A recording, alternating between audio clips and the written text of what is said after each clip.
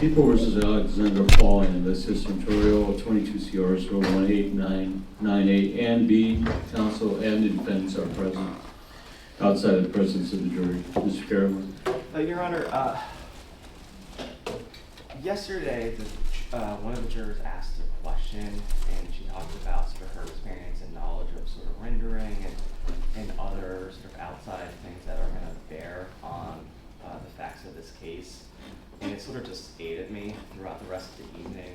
And I think it wouldn't be unreasonable to have the court either inquire to see if that juror is able to remove that outside information and not have it affect her deliberations, or in the alternative, the court maybe sort of just emphasize stronger than the stock jury instructions that they're only to consider evidence in this case. But I guess my concern is, especially today's testimony, may talk significantly about some of those sort of specific facts and subjects that have yet to be presented. And I don't want the situation where that juror is back there sort of ascertaining, well, is this information I gleaned from the testimony, or is this just information I knew from outside? Because that latter category they can't do.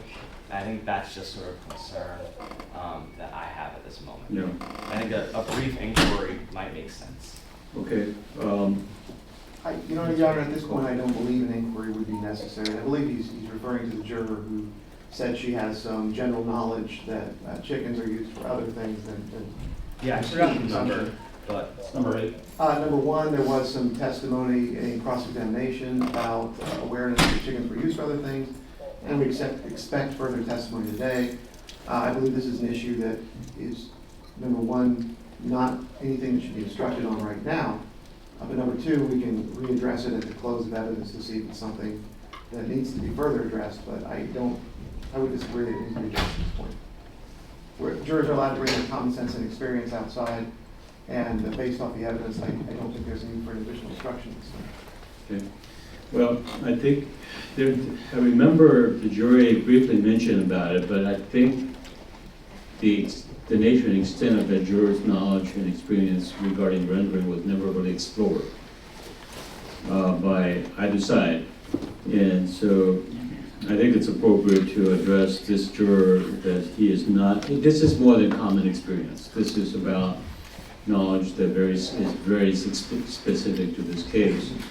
So the court, having been raised by the defense, I think it's appropriate for the court to instruct this particular juror not to base his decision on anything that he knows beyond what's indicated here in court. And I think the issue of rendering evidence regarding rendering was brought up by the people, and there's some discussion about that. So certainly he can base his knowledge on what's been presented in court, but I am going to instruct that jury to inquire and to not base his decision and not disclose his personal knowledge of rendering to other jurors.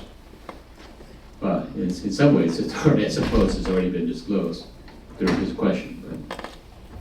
Yeah, and I think if the juror is just able to sort of separate that sort of outside experience, then I think that would be the judicial rehab during voir dire.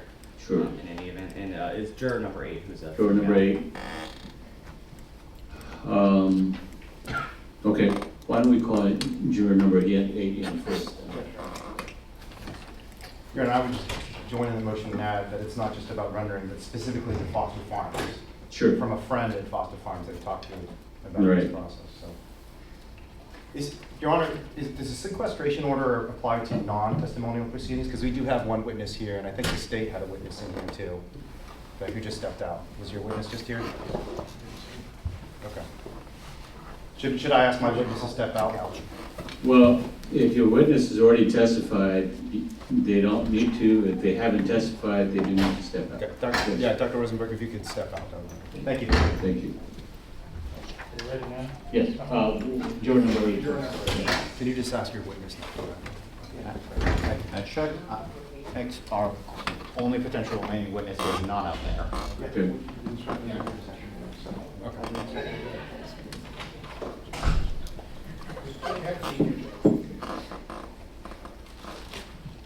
All right, good morning, ma'am. Hi. You're not in trouble. Just to let you know. All right.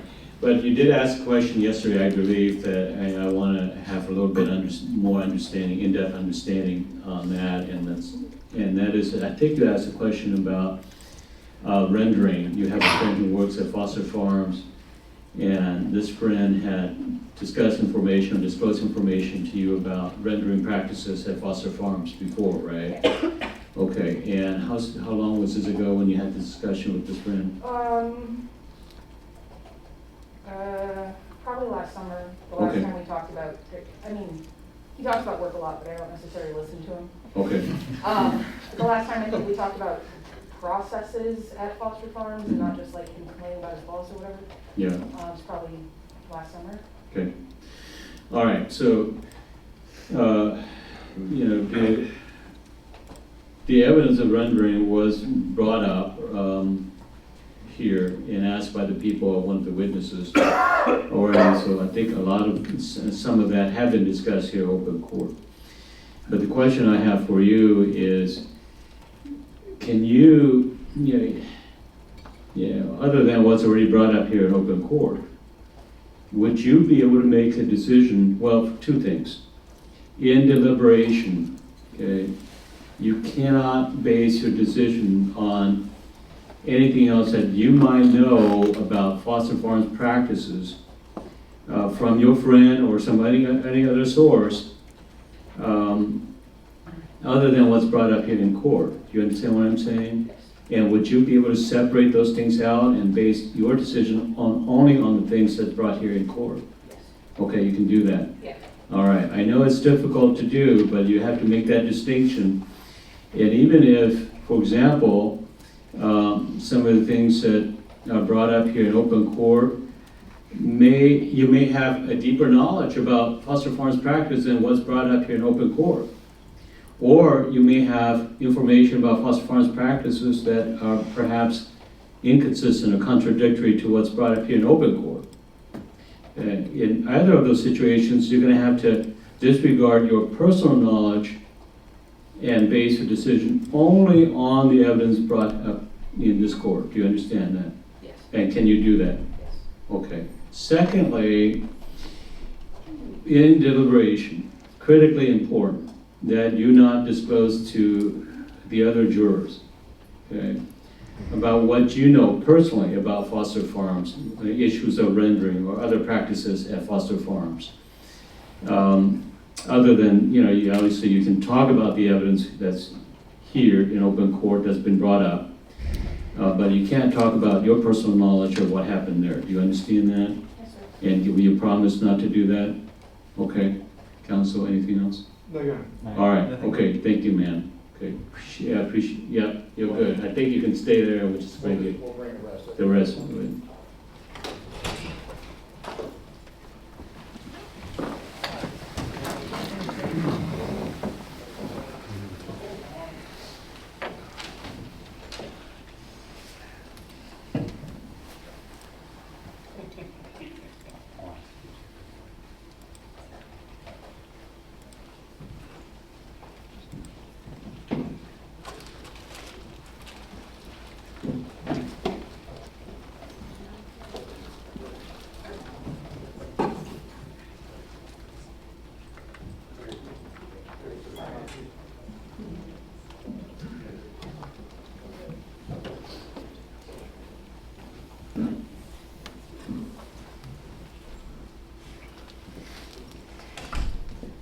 All right.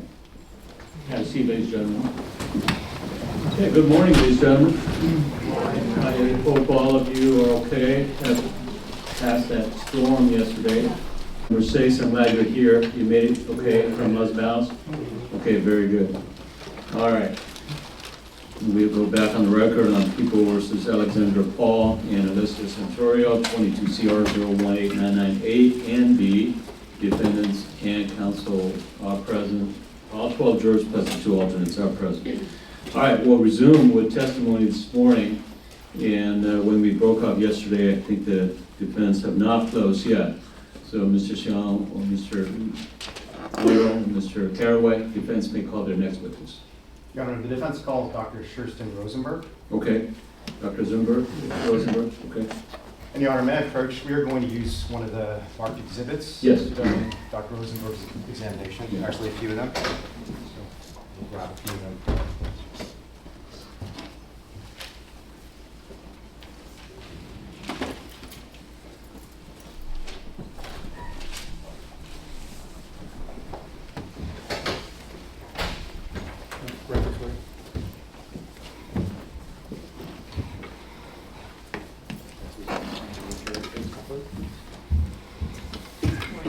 Good morning. Please raise your right hand.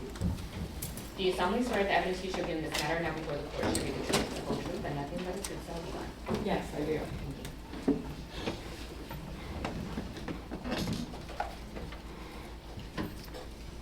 All right, ma'am, would you state your full name, spell your last name, please? Yes, Sherstin Rosenberg, Rosenberg. Can you spell your first name also? Sherstin. Thank you. All right, Ms. Young. Dr. Rosenberg, I'm going to ask you, as I do with all my witnesses, I'm going to ask you questions, but the jury are the ones who need to hear answers, so if you could kind of direct your answers to them, that'd probably be most helpful. So let me just start by asking, what is your employment, Dr. Rosenberg? I am the chief veterinarian and the executive director at Happy Hen Animal Sanctuary. And very briefly, what is Happy Hen Animal Sanctuary? Happy Hen Animal Sanctuary is a nonprofit animal care organization, and we take in sick, injured, and disabled animals from the industry, and we provide them with veterinary care, and we give them lifelong homes. Can you tell me about your educational background, Dr. Rosenberg? Yes, I graduated from Stanford University for my undergraduate education, and in 1998, I graduated from the UC Davis School of Veterinary Medicine. And what is UC Davis's reputation and ranking among veterinary schools? UC Davis School of Veterinary Medicine is usually ranked as the top veterinary school in the nation, according to U.S. News and World Report. And what's the reputation of their livestock practice in particular? Their livestock reputation is also ranked as the top in the nation. Let me move on to your current experience. Have you been a veterinarian since 1998 when you graduated from UC Davis? Yes, that's So correct. it's 25 years? Correct.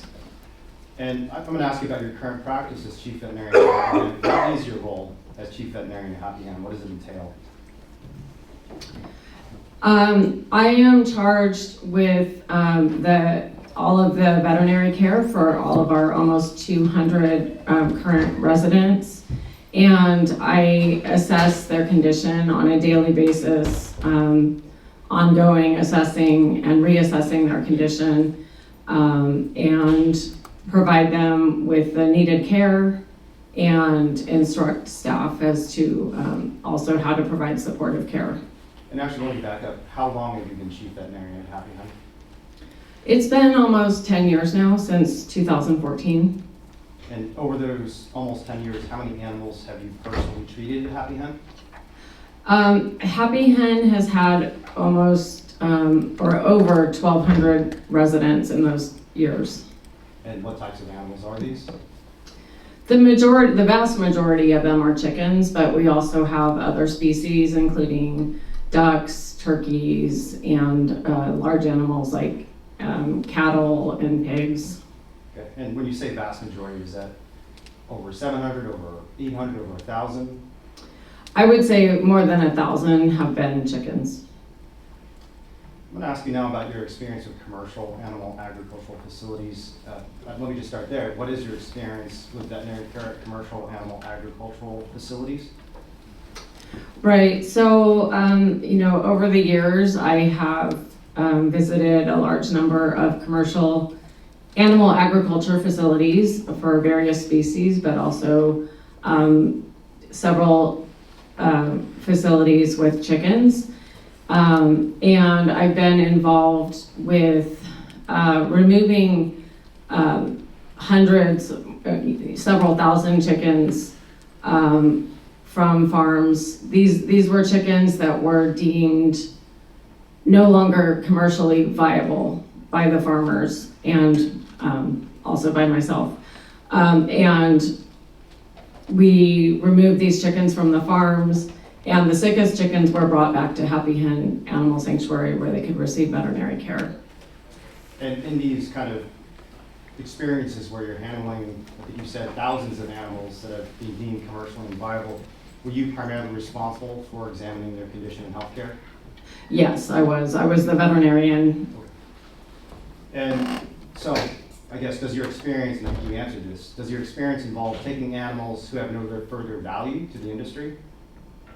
Yes. And are you an expert in determining which animals are no longer commercially viable or have no value to the industry? Yes, Objection beyond the I am. scope, Your Honor. And there's a foundation issue as well.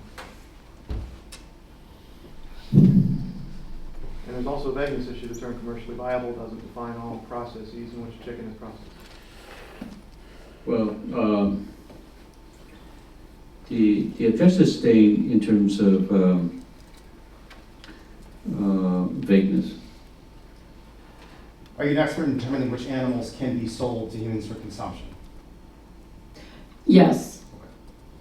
And does that expertise also involve looking at necropsy of animals that have died in the context of these rescue operations? Yes.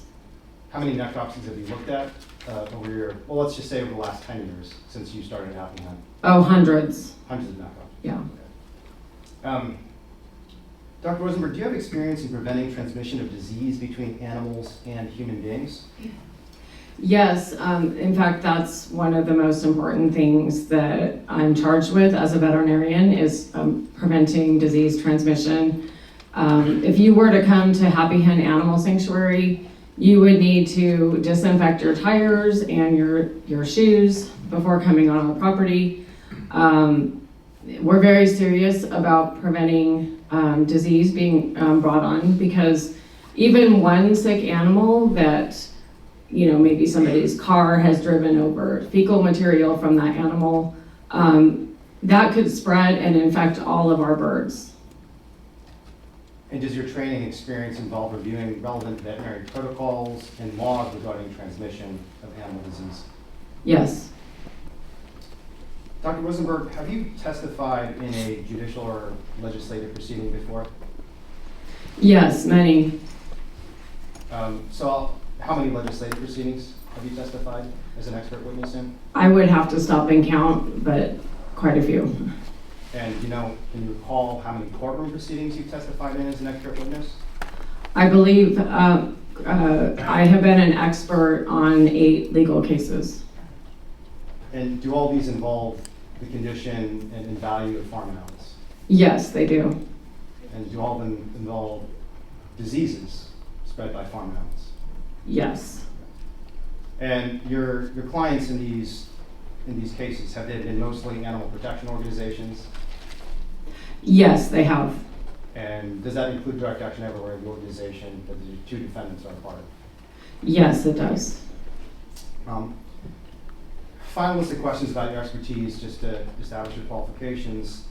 I want to ask you a little bit about your ongoing knowledge beyond kind of your direct hand-to-hand experience and the training you received at UC Davis. Do you regularly engage in reviews of literature to determine, for example, what the latest evidence is on animal disease? Yes, I do. And do you regularly engage in consultations of livestock experts at veterinary schools such as UC Davis and Cornell? Yes. And finally, do you engage in consultations with people who have been high-level regulators at the Food Safety Inspection Service regarding animal disease? Yes. At this point, I would move to qualify Dr. Rosenberg as an expert witness on the condition and value of the 2 birds at issue in this case. Your Honor, if people object, we would stipulate that Dr. Rosenberg can be an expert witness on veterinary care of animals. We believe that she is not qualified to testify as to value of the chickens in this case. The witness may testify and render opinion regarding veterinarian forensic veterinarian practice regarding animals. In this case, the court agrees, though, that value in terms of economic value is beyond her area of practice. Thank you, Ron. I want to move on to kind of the birds at issue in this case that were removed from a Foster Farms truck in September 2021. Let me just first ask you, were you consulted about the condition of these birds in September of 2021? Yes, I was. Did you discuss with the caretakers of these birds their medical condition and necessary medical care to keep them alive? Yes. Who did you consult with? Celeste Yamato. Did you form an opinion about the condition of these birds based on that consultation? Yes, I did. And has your opinion materially changed from September 2021 to today? No, it has not changed. So we've obviously asked you to come in and testify as to the condition of the birds, if not their value. What evidence did you review in preparation for your expert testimony today? So I spoke with the caretakers of the two chickens. I also reviewed photo and video evidence, and I reviewed the medical reports, which would, in this case, be the necropsy of Ethan. And are these pretty much standard practices for a veterinarian in making an assessment of an animal's condition? Yes.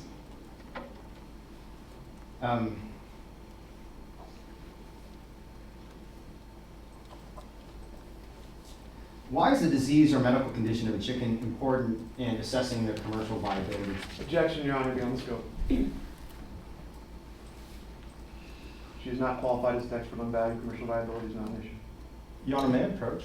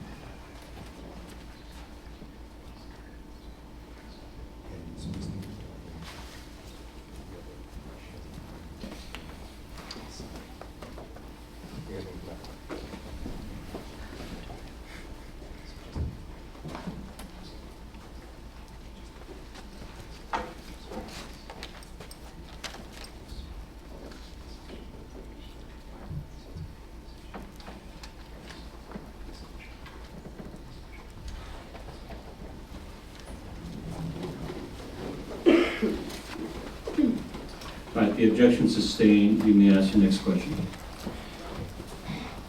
Dr. Rosenberg, why is the disease or medical condition of a chicken an important factor in determining whether they can be sold for human consumption or for other consumption purposes? Sick chickens are not allowed to be part of the food system. That's something that we learn in veterinary school. Veterinarians just know that only healthy animals are allowed to be part of the food system. And why are these sick chickens not allowed to be part of the food system? Because sick chickens can make human beings sick, and they can make other chickens sick. Dr. Rosenberg, what is the concept of pre-slaughter mortality for a veterinarian? Those are the chickens that die prior to reaching the slaughterhouse. And why do chickens die before reaching the slaughterhouse? There are a large number of reasons why chickens might die before getting to the slaughterhouse, but some of the main ones are, and probably the number one would be lameness issues, so they're having problems walking, and then also infectious disease would be another major cause. And why are chickens unable to walk in commercial farms at times? So, like I just said, this is a really, really common issue on these farms. And it's reported that 28% of the birds on chicken farms by day 40 are having difficulty walking. And an additional 3.3% of birds really can't walk at all. And the 2 birds in this case fall into that category.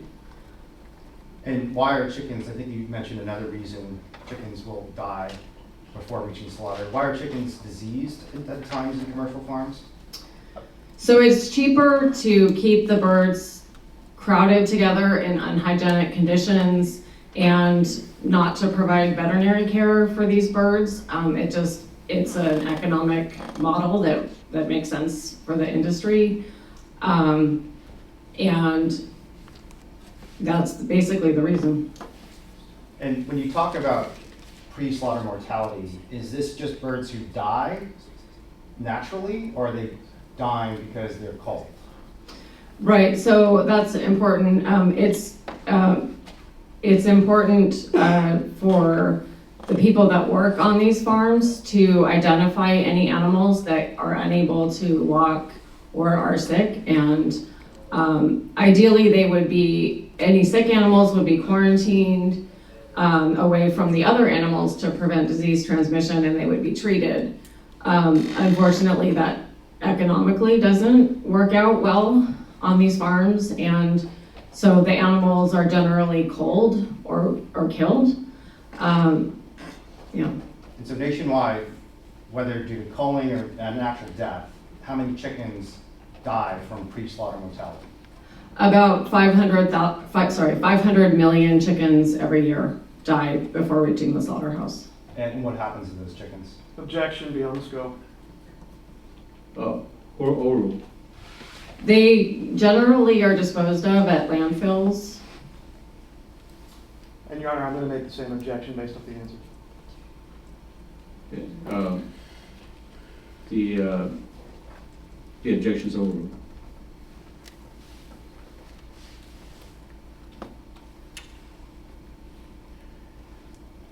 So you said previously that, chickens that die of pre-slaughter mortality are chickens that are sick. I should correct myself.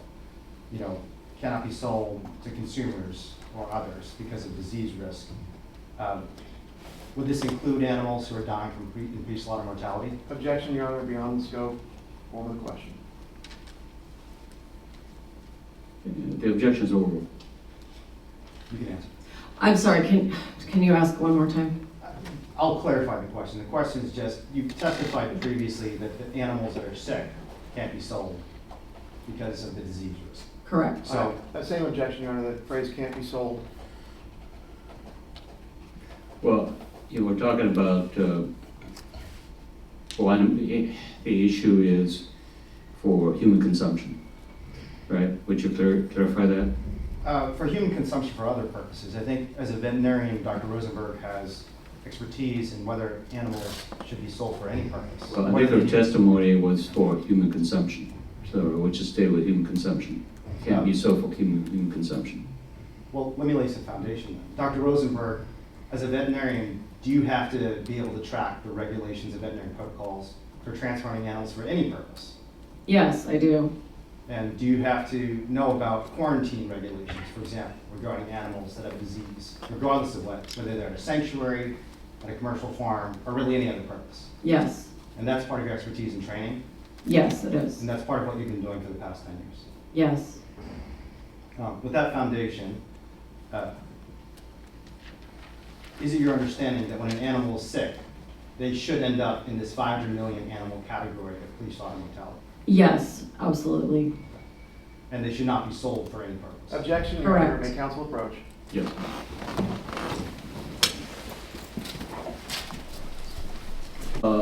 Council has brought to the court's attention that there are some preliminary matters that the court needs to discuss before we move on, so we don't continue to have the interruptions for your consideration. So what I'm going to do is I'm going to excuse you at this point, have the bailiff take you back to the jury deliberation room while we discuss these preliminary matters, and we'll bring you back.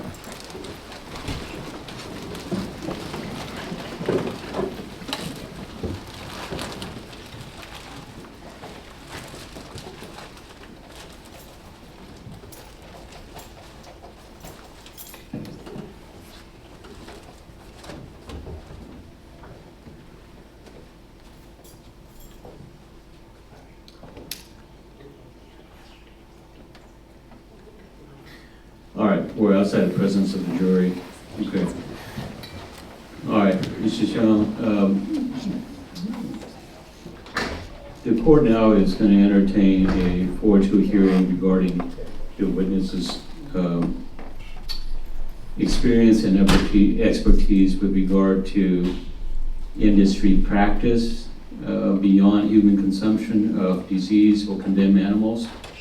Okay. You want I can ask. to direct, and then I'll allow people to cross-examine. Yeah, Dr. Rosenberg, when you are determining whether an animal, whether veterinary protocols are violated by the use of an animal, does that involve just human use of an animal for human food, or use of an animal or transfer of an animal for any purpose? In other words, is your expertise on disease specifically only That's what I've been trained to do, that's what I do. and is that standard when veterinarians learn about biosecurity? They're concerned not just about human disease transmission, but also animal-to-animal disease transmission. Of course, yeah. And even just disease getting out there into the community in some way, and residual viruses being left in an area where a human or animal could be exposed to it. Absolutely. And would that include the use of animals, for example, for rendering? Yes, I mean, both humans and animals can get sick from that. And if have you reviewed medical literature on rendering, for example? Yes, I have. And that's part of your expertise. Yes, it is. Have you consulted with regulators at the USDA on issues such as rendering? Yes, I have. And that's because rendering is a standard practice across many commercial animal farms. Yes. And that probably does that include commercial animal farms that you've even worked with? Yes. All right, Mr. Cole. Good morning, how are you? Good morning. So have you ever worked for any sort of commercial farming industry? I have not been employed by a farm industry, no. But I work with those animals on a daily basis. But you work with the rescued animals, not while they're inside with the farm industry. You don't work with the commercial farming industry, right? Right, but I have really the sickest animals from the commercial industry that I'm caring for at Happy Hen. Okay, so in this case, it's foster farms. Have you ever worked for foster farms?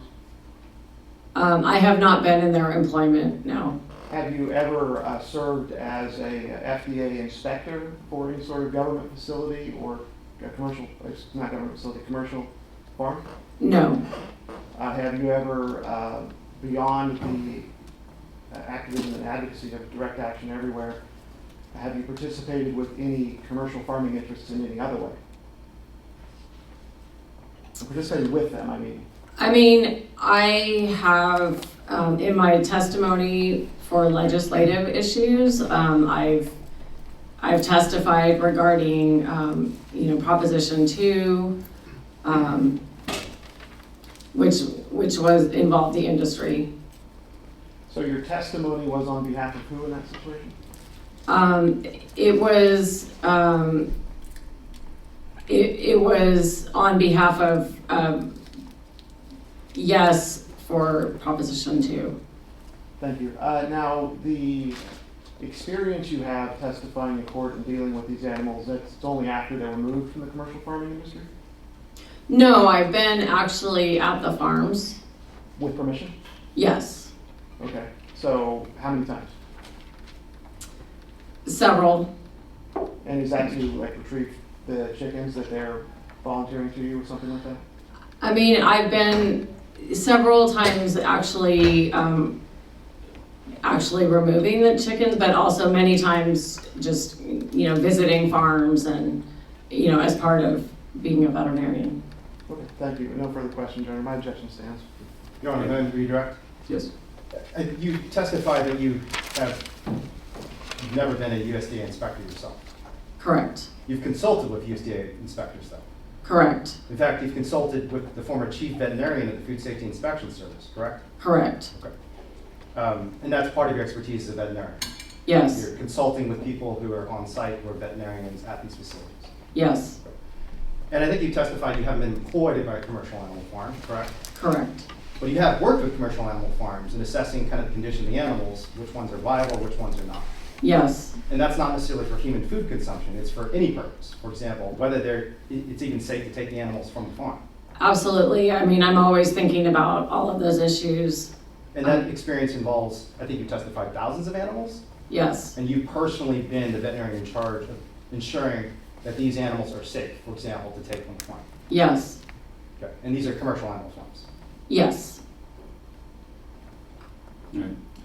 Your Honor, my objection still stands. I do concede that Dr. Rosenberg is a well-qualified veterinarian expert, so we're beyond that. Question is one of commercial viability of these birds, and that's a question that's beyond her expertise, having not worked directly in the industry, and also in her advocacy role, this is something more designed to advocate for certain things, but not exactly as to the value to the company itself. We're getting into business models, pricing issues, all sorts of things that are well beyond the expertise when she says value.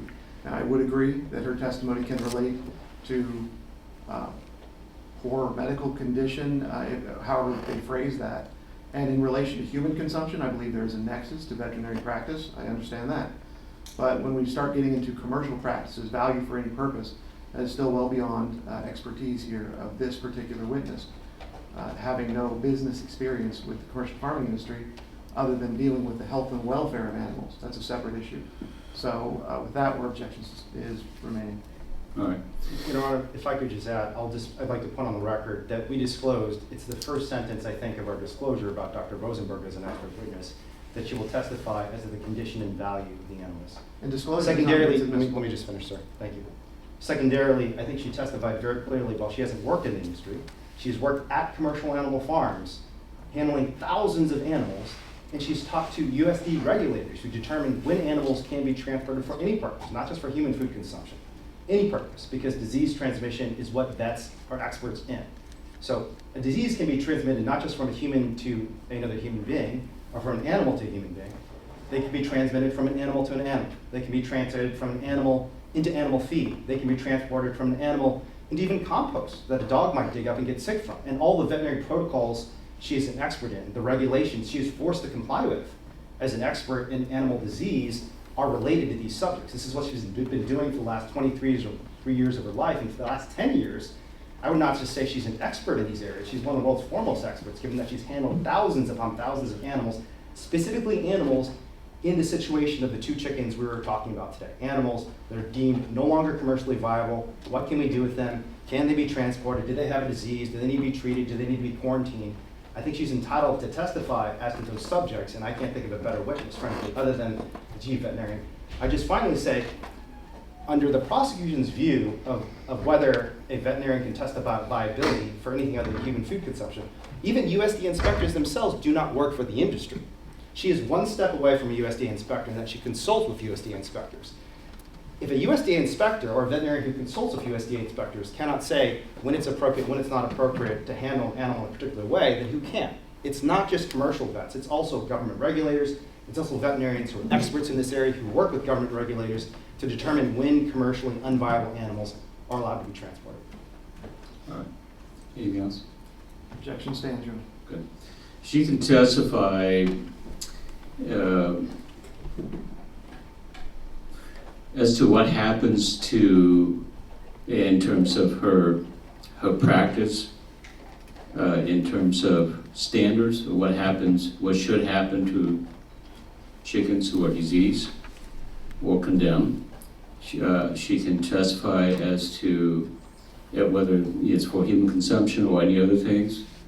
She can testify as to what she thinks should happen in terms of best practices and in her expertise. But for her to say they have no commercial value, that's beyond her expertise. So perhaps it's a matter of semantics, but you understand the distinction. I do understand. Okay. All right. All right. Anything else? Okay. Bailiff, there's a juror question, but there's no juror number, so if you can have the juror put the badge, the juror number. Okay, and you can go ahead and bring the jury back. Okay. Go ahead and write it on. Okay, and then, Juror number one. Okay, let's see if we can address the question before the jury comes in.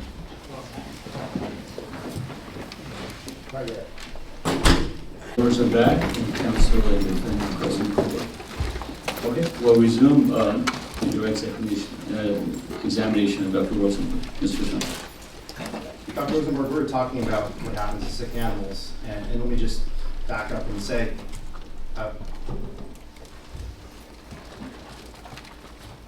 is it your expert opinion that sick animals are either treated or culled on commercial animal farms? Yes, And is it your expert opinion and experience that treatment is very rare on commercial animal farms? yes, it is. It's expensive. And so tell us why. Why is treatment rare when an animal's sick at a commercial animal farm? Because it can cost hundreds of dollars to treat a sick chicken, and it just doesn't make economic sense for the industry to do that. And when an animal is sick on a commercial animal farm, those are kind of the two options. You either treat them or you cull them, correct? Correct. And in neither of those cases can they be sold for human consumption or other purposes. Objection Correct. as to other purposes. The objection is sustained. Your Honor, may I approach? Well, no, you just clarify what you got to be more specific. Okay. For example, to be sold for animal feed. Cannot be sold for transit and sold for the purposes of processing animals for animal feed. Right, I mean, in the sense that, yes, they never should leave the farm. I mean, they need to be culled or treated on the farm. Okay, thank you. I'm going to move on to the condition of animals that were removed on September 28, 2021. I guess let me just start by asking, are you familiar with the condition of two birds that were removed from foster farms on September 28, 2021? Yes, And I think you previously testified you were consulted in September 2021 about their condition. yes, I was. So can you just give us a brief summary? What was the condition of these two birds removed from foster farms in September 2021? Objection, Your These Honor. were, The statement is what was the condition on September 28th, 2021. I believe that's beyond, there's a foundation issue there. She testified that she did review materials, but they didn't testify to what date that was. Okay. Your Honor, the videos and photos you reviewed were taken on September 28, 2021? Objection Yes. outside the scope. Well, objection overruled. And the consultations you made with caretakers, they occurred in September of 2021. correct. So you have a basis for forming an opinion, both in September, you had a basis for forming an opinion, and today. Correct. With that, can you tell us what your opinion is as a veterinarian as the condition of the animals that were removed on September 28, 2021 from foster farms? Yeah, these were two extremely sick chickens. At the time, I was concerned they might not survive. They were infected with an extremely contagious coronavirus called infectious bronchitis virus. It's a very, up to, or not up to, 100% of birds that are exposed will get sick. Very contagious virus.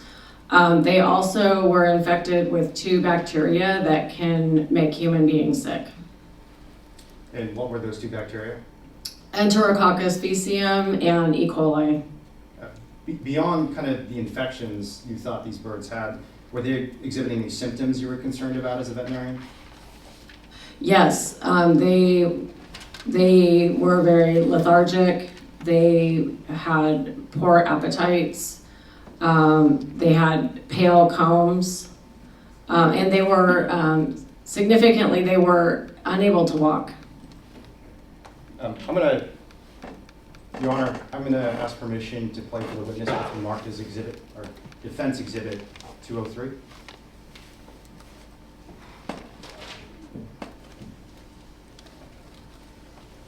I think that's already been admitted. It has been admitted, Your Honor. Yeah, you may. So Dr. Rosenberg, are you familiar with videos, 3 exhibits, videos that Yes. were shot on September 20, 2021? Okay. Yes, I am. And you reviewed them again in preparation of your testimony today? Yes. And that's part of the basis of your opinion that's been formed today about the condition of animals. Okay. Yes. Let me just start with this one. Can you expand Should we it? do the lights? Yeah, if we could hit the lights, John.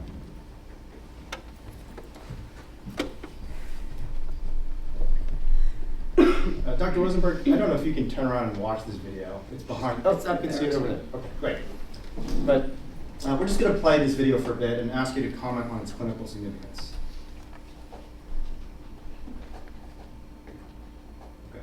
You can actually comment even, I don't think it's going to change. But tell the jury what's of clinical significance for you in this video. So you can see that the birds are sitting. This is extremely unusual, especially for this breed of bird, which I'll get into details about that in a second. But now for certain animals, that the way they're eating might seem normal, but I'm intimately familiar with Cornish cross chickens, and this is not how they eat. These birds literally just launch themselves into their food. So these birds have been genetically engineered over the past 100 years intensively to be more productive, to grow faster, to eat more. 100 years ago, this type of bird, it would take 16 weeks to get up to 2.5 pounds. Today, it takes 6 weeks to get up to 6.5 pounds. So with all of this genetic manipulation, these birds they live for food. There's nothing more important to these birds than food. And so to be kind of just sitting, not standing and intensively eating their food, and just kind of pecking at the food with not that much interest, that says a lot to me. I think you previously testified you've given health care to thousands, or at least over 1,000 chickens. That Yes. includes many Cornish cross chickens. Yes. And have you ever seen a Cornish cross chicken healthy and eating on the ground? No, these guys do not sit while they eat. We'll move on to, I think it's the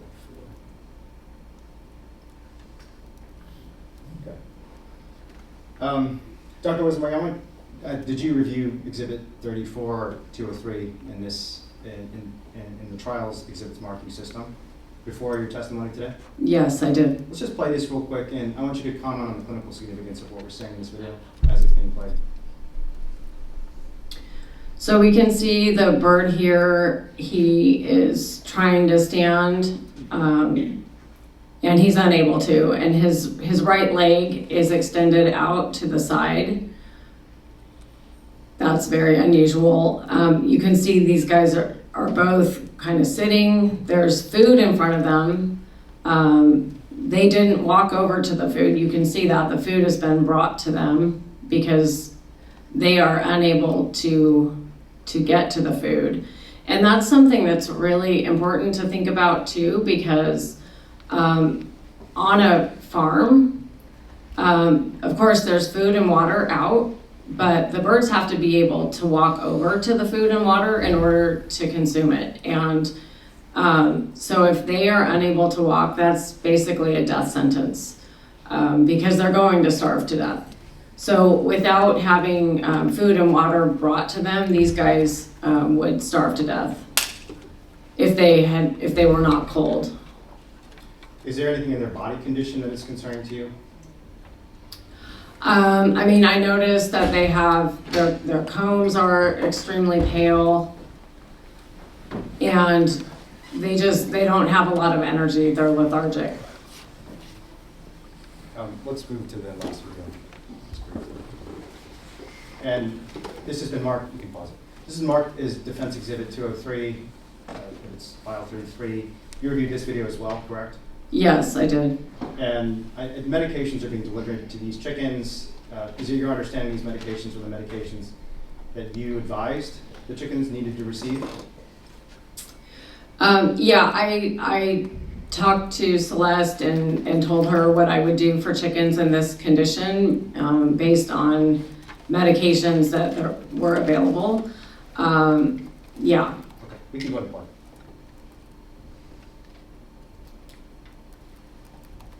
So again, I'm going to ask you to comment just on the clinical significance of these two chickens.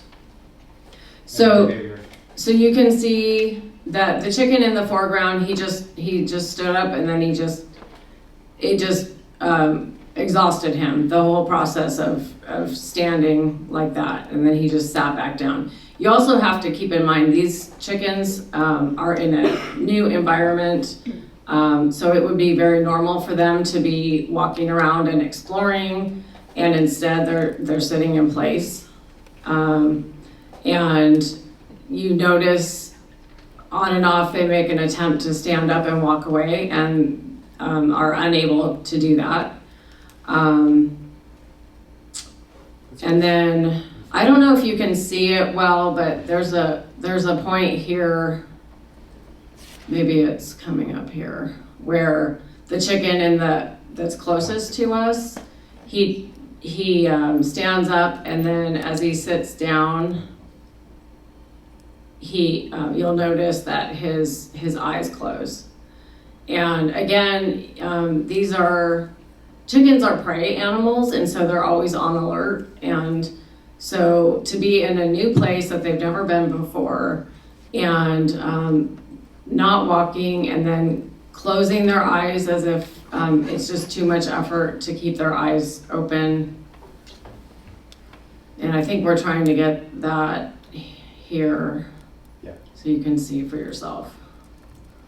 Is it extraordinarily unusual for in broad daylight a chicken to have their eyes closed? Yeah, in fact, that's actually one of the symptoms I notice a lot. Sometimes it's the first thing that we notice at Happy Hen Animal Sanctuary when a bird is sick, because like I mentioned, these are prey animals, and so they will tend to hide their illness from us. And it's a survival mechanism. They don't show weakness, because that's in the wild, that's how they get themselves killed.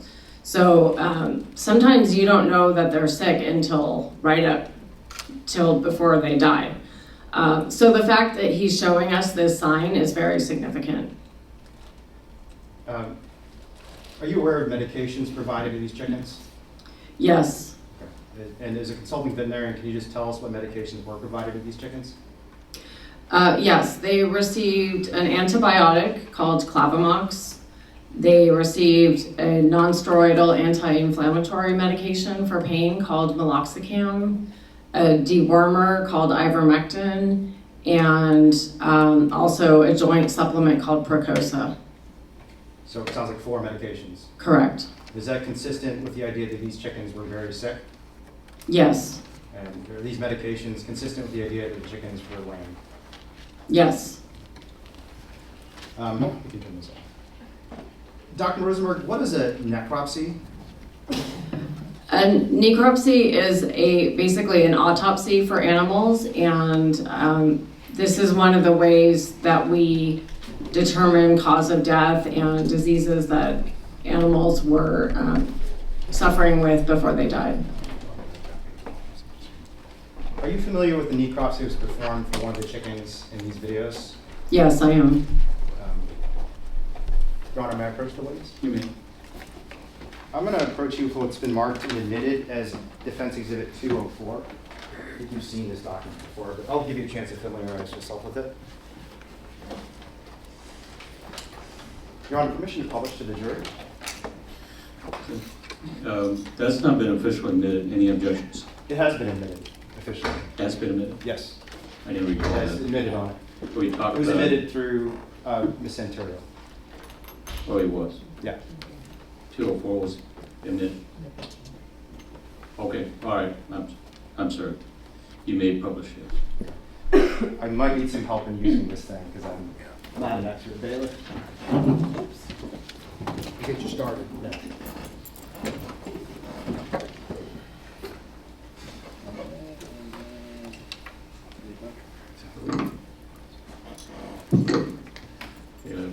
Okay, there we go. Okay. I think you've gotten a chance to familiarize yourself with this document. Is this the necropsy performed on the bird Ethan, who died between 3 and 4 days after September 28th, 2021. Yes, it is. I'm going to just walk through this necropsy with you, if that's all right. Yes. And how do I, is there a way to zoom out? Or There is the, There's a button front or Oh, I see. scroll. The wheel on the top. The wheel on the top. Oh, I see. Okay. All right, great. So let's just walk through this briefly with the jury. I'm going to ask you to look at the third heading here. Laboratory findings and diagnosis. What does that term mean on a necropsy? Laboratory findings, diagnosis. Actually, let me focus this. So laboratory findings and diagnosis, that basically tells us why the bird died. And what was significant in the laboratory findings and diagnosis on this necropsy? So we can you hear me without this? So basically we see that this. ma'am, we can hear you, but we need to record it, so, Oh, let's I see, got maybe, it. yeah. I'm Okay. I think you can look at the document in front of you.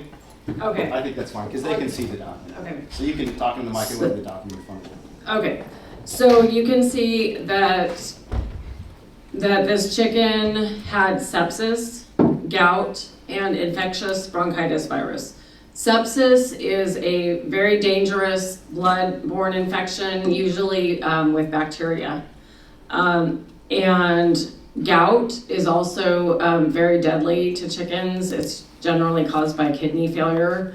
And infectious bronchitis virus, I mentioned before, that's an extremely contagious coronavirus that can kill up to 60% of birds that are infected with it. And how contagious is this virus? It's extremely contagious, 100% morbidity. Basically, every bird that comes into contact with an infected bird will become infected themselves. And how do you know that it has 100% morbidity? It's widely reported in the literature, it's common knowledge. I'm going to move forward to the row underneath that initial line, gross and histologic diagnoses. Just briefly, what does that mean? So this is basically telling us what the pathologists saw under the microscope when they were looking at the tissues to support the diagnoses, the 3 diagnoses that we just discussed. So basically what you see are major infection of all of the organs in this chicken's body. We see that the heterophils listed here, that's a big sign of infection. Heterophils basically eat microorganisms, and it's part of the body's immune defense. The body mobilizes these white blood cells. So we see major infection throughout his body. We see gout in his joints and on his tissues. And what gout is it's deposits of uric acid caused by an accumulation of uric acid in the bloodstream due to kidney failure, because the kidney is no longer able to process the uric acid and excrete it as it normally would. And so you end up with an extremely high levels of uric acid in the blood, and it just starts depositing itself all over the body because it just can't, the blood can't hold it anymore. So he had uric acid deposits on his heart, on his liver, on his kidneys, and in his major joints. And then the last thing that we see here is bilateral conjunctivitis. He had a serious eye infection, and it was serious enough for them to put here in this this is kind of a main summary of the findings that led to their main diagnoses. And so just to be clear, the laboratory findings diagnosis, they're diagnosing why this animal died. Correct. And these are basically all the reasons. Right. Is it common for a chicken to have this many problems in the necropsy out of the, I think you testified, hundreds that you've looked at? Yeah, so chickens can have some incredible necropsies with a lot of issues, and it can be astounding sometimes. But I would say this is one of the, if not the most severe necropsies that I've ever seen. So in other words, just in shorthand, this is one of the sickest chickens you've ever seen Right. in a necropsy. Okay. I'm going to move on to the case summary underneath the laboratory findings diagnosis. So I wanted to refer you to the entry in the case summary under October 7th, and in particular, the second sentence beginning with avian infectious bronchitis. Do you see that? Mm-hmm. Avian infectious bronchitis is a well-recognized and widespread disease which entails remarkable economic losses to the poultry industry. Do you see that? I do. So why does IBV, from a veterinary perspective, entail, quote, remarkable economic losses? Avian bronchitis virus is highly contagious. Like I just mentioned, it does infect 100% of birds that come into contact with a sick bird. So even one sick bird can infect an entire farm and network of farms. And sick birds can't be sold to market. Sick birds often die. There's up to 60% of the birds that get this disease will actually die. And obviously those can't be sold to market either. And then, yeah. And just to clarify, I don't think in describing this veterinary report I was clear to the jury. This is not record made by you, correct? Correct. So yeah, just to give you a little background to understand how this report was made. After a chicken dies, if you want to get a necropsy report done in the state of California, you can send that chicken to California Animal Health and Food Safety Laboratories. It's a network of laboratories all up and down California, and they will do a report like this for you.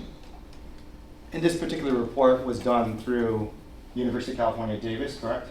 Correct. They're all associated with UC Davis. Okay. I honestly believe this one went to UC Davis itself, but yeah. And that's because UC Davis is a top livestock school? Yes. Okay.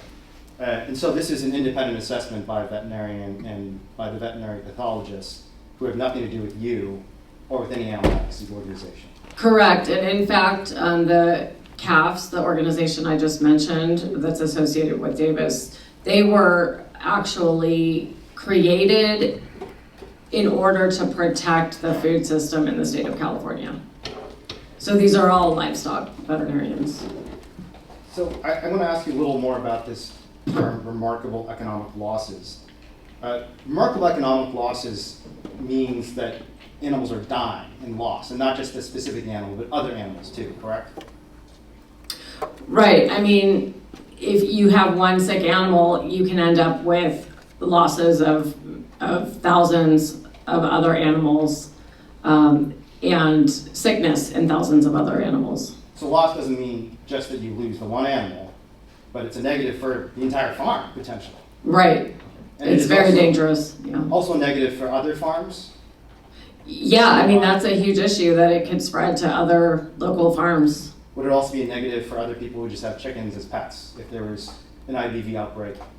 Yeah, especially now a lot of people have backyard flocks. Okay. The next thing I want to ask you about is, we continue on that line that avian infectious bronchitis virus entails remarkable economic losses to the poultry industry. We'll keep going, and it says, particularly when nephropathogenic strains or secondary infections are involved. First, just very briefly, what is a nephropathogenic strain of infectious bronchitis virus? A nephropathogenic strain is attacking the kidney. So, yeah. And was the strain in this case, in this necropsy, a nephropathogenic strain? Yes, it was. And then the next term is secondary infections. What? Ooh. If I might need your help. Oh, I'm back. Okay. So I'm looking at nephropathogenic strains or secondary infections are involved. What is a secondary infection? So in this case, the primary infection would be the infectious bronchitis virus. And when a chicken is infected with a virus like this, their immune system becomes compromised, and then they're likely to become infected with other pathogens as well. And in this case, he was infected with Enterococcus faecium and E. coli, and those would be secondary infections. And why are pathogens like Enterococcus and E. coli concerning? These are dangerous, deadly pathogens that can kill people, basically. Tell me more about that. Yeah, so up to 66.7% of humans that have been infected with Enterococcus bacteria have actually died. These in this form that we see on the necropsy, these tend to be highly pathogenic bacteria, and they're multi-drug resistant. And highly pathogenic, can you just describe what highly pathogenic means and why you concluded that this particular strain of Enterococcus is highly pathogenic? So these two organisms were found, Enterococcus faecium and E. coli were found in the chicken's eye.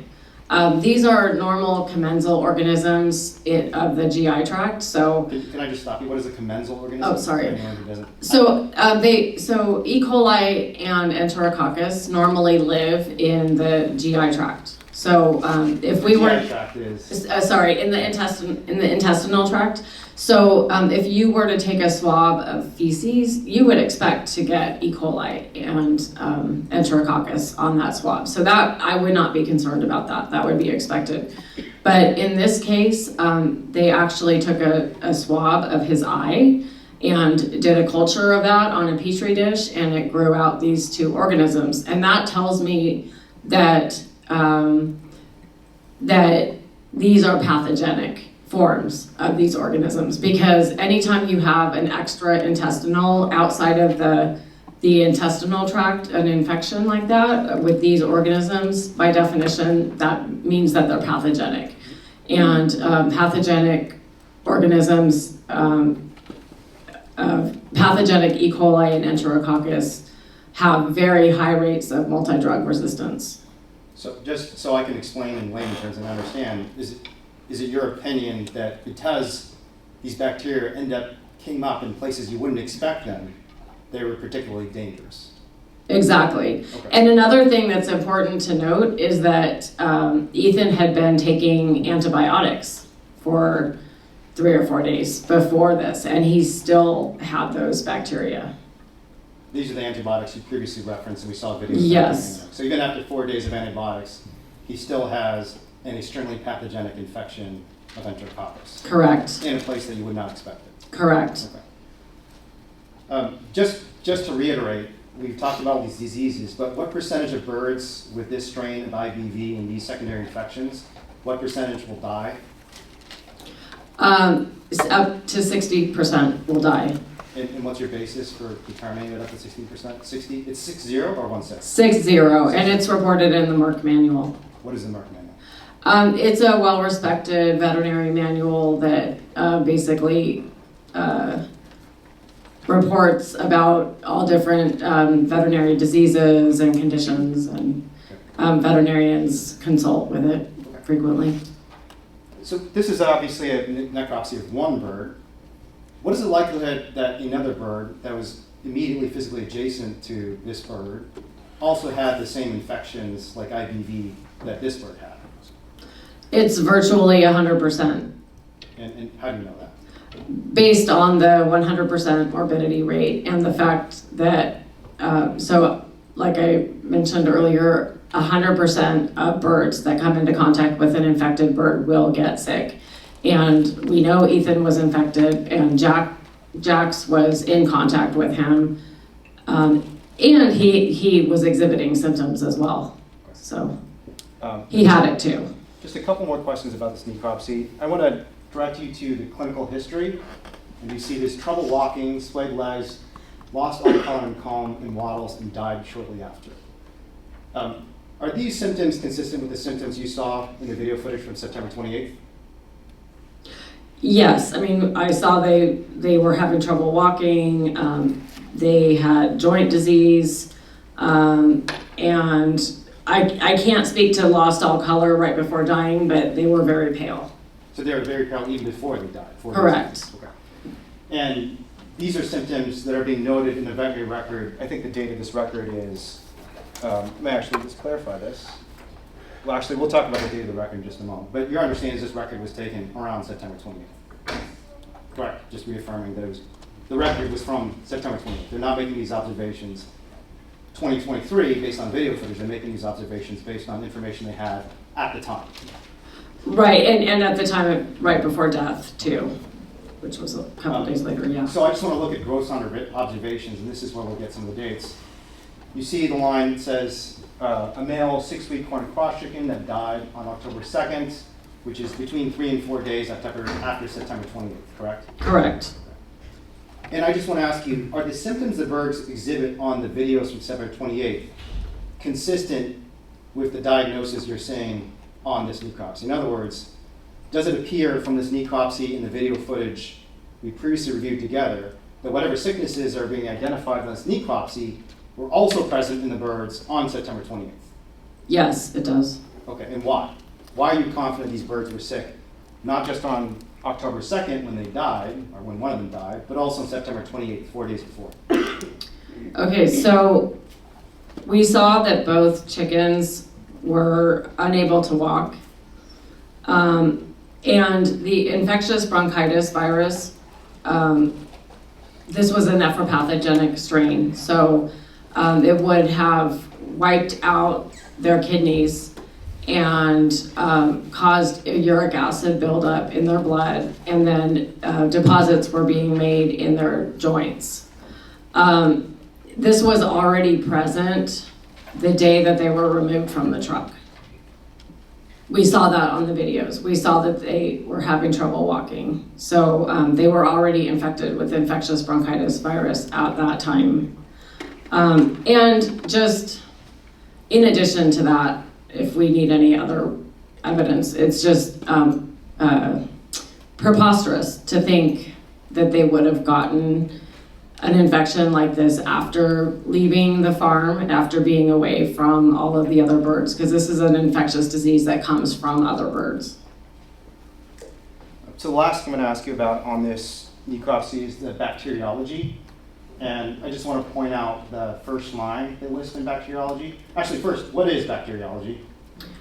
So this is where they take samples from the dead bird, from various tissues, and they see if there's any growth on a culture plate, any growth of bacteria.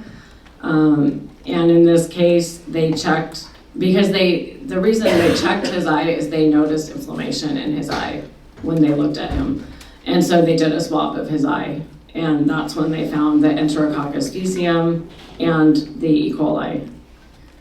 And these are the eyes that you were commenting on earlier, that they were keeping them closed during daylight, which was unusual. Right. Okay. And I think Enterococcus and E. coli, these are the two secondary infections that you were particularly concerned about. Is that correct?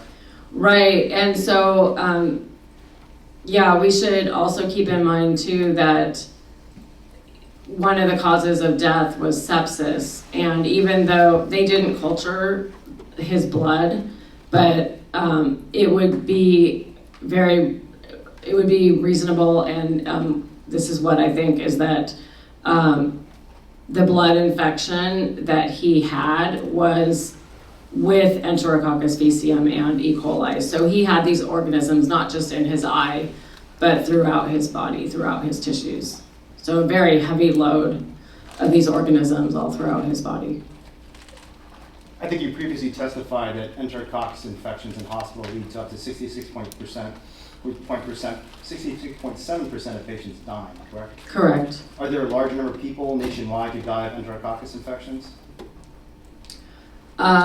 Yes, I mean, this is one of the most common infections one of the most common nosocomial infections that we have today, and it's actually increasing. What is nosocomial? Nosocomial infections are infections that come from hospitals. So you go into the hospital to get maybe a knee surgery or something like that, and you end up inadvertently contracting Enterococcus faecium. And literally studies have been done where these organisms in hospitals have been traced back to chickens in grocery stores.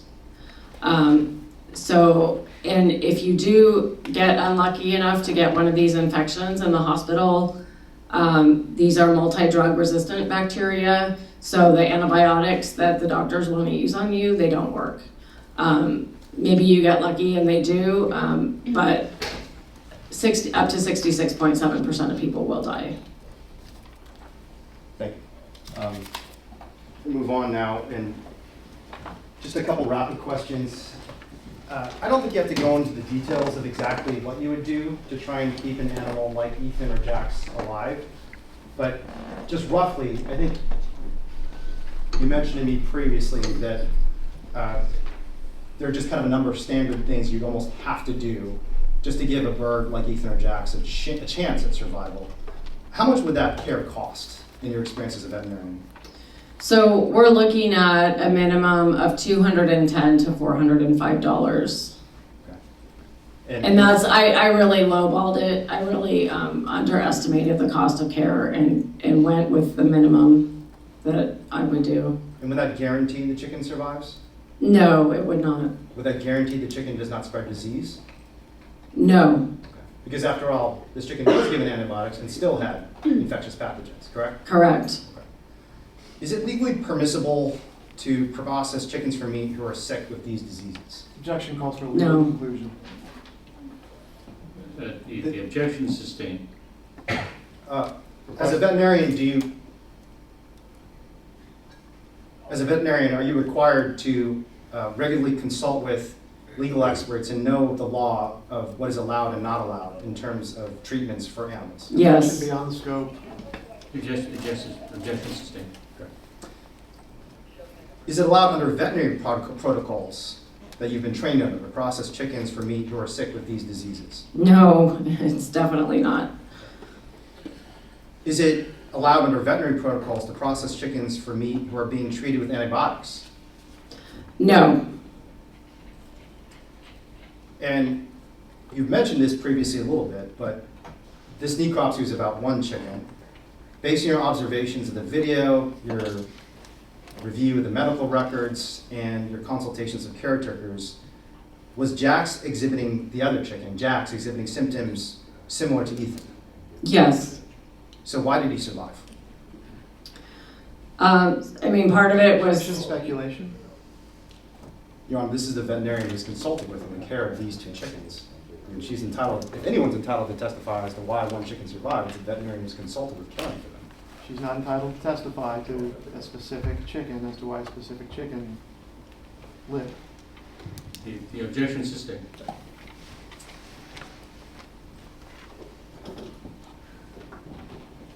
In your veterinary experience, what happens to birds with the conditions shown in this necropsy at a commercial farm or slaughterhouse? Objection beyond it scope. would be cold, sorry. Okay, I'm sorry, restate the question. What happens to birds, in your experience at commercial animal farms, and as a veterinarian, what happens to birds with the conditions shown in this necropsy at a commercial farm or slaughterhouse? Objection beyond the scope. Objection overruled. You can answer. So these birds would be cold or killed. Actually, you can just, in case the jury doesn't understand the terminology, what is cold? What does the term cold? So cold is kind of a veterinary industry term, and it's kind of a nice way to say killed. And they would be killed in order to prevent further damage to the other chickens and spread of disease. Objection, move to strike beyond the scope as to why the farm would do this. Objection overruled. And if the animals were not cold and disposed of, from a veterinary perspective, Were there any other alternatives to do with the sick chicken with the diseases and maladies you see in this necropsy? A same objection, Your Honor, beyond the scope as to any other alternatives. We're talking about things well beyond this expertise, this qualifications. That would be sustained. Would an animal in the condition of this necropsy need to be quarantined if they were not culled? Yes, absolutely. I mean, they would need to be, maybe taken to a whole separate facility to prevent spread of disease. And that would be extremely expensive for the industry to do. So there's really no cost-effective way to do that. And you previously testified about 500 million birds who die or are culled in pre-slaughter mortality. Is it your opinion that these birds, should have been within that category, were in that category of birds that should have been culled or died in pre-slaughter mortality? Absolutely. And is that because of the disease risk? Yes, both to other birds and humans.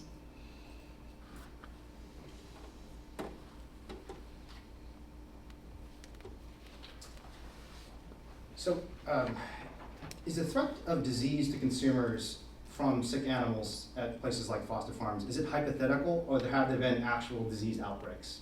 There have been actual outbreaks. I'm sorry. 352 at this point. Okay. Objection sustained. The witness answer is stricken from the record.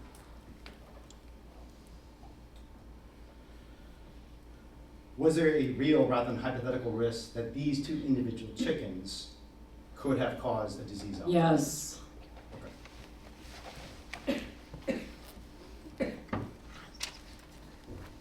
So just if I could ask you to sum up then, looking at all the evidence you reviewed, informing your expert opinion about the condition of the animals, what was your assessment of their condition and quality in September 2021 when they were removed from the foster farm's truck?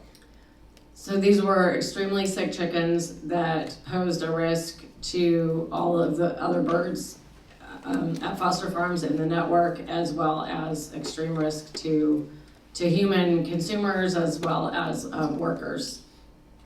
And your opinion on the condition of these birds has not changed since September 2021? No, it has not. And you have the same opinion today as you had in September 2021 when you were not being advised and asked to speak as an expert witness in the courtroom? Yeah, I had no idea at that time that I would be here. No further questions, Your Honor. All right. Cross-examination. Your I'm sorry. actually briefly approach. Yes. Briefly.